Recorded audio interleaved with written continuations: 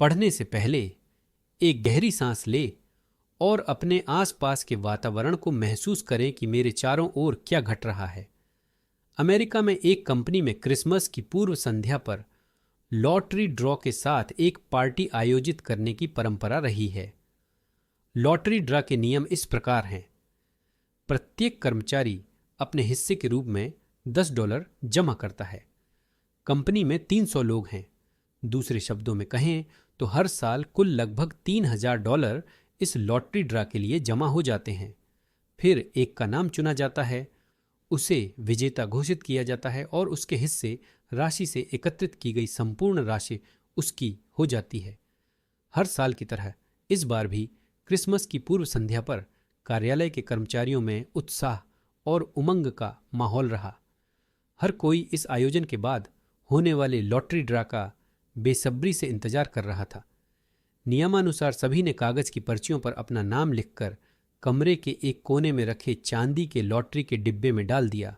हालांकि एक आदमी पर्ची पर अपना नाम लिखते समय झिझक रहा था।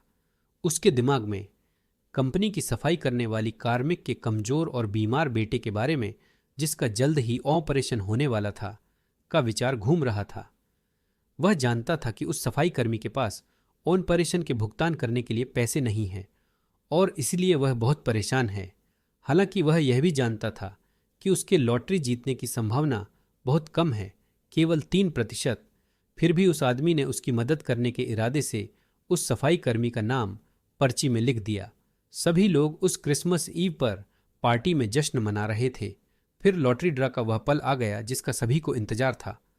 उस वक्त सब गंभीर हो गए। माहौल एकदम शांत हो गया। कंपनी का मालिक लॉटरी बॉक्स तक गया और एक पर्ची निकाली।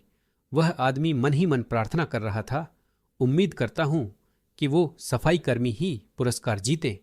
मालिक ने पर्ची खोली, उसे मन ही मन पढ़ा और एक पल के लिए रुका। अपाहट अपने चेहरे पर मुस्कान के साथ मालिक ने विजेता के नाम की घोषणा की और वहां एक चमत्कार था। विजेता थी वही सफाई कर्मी।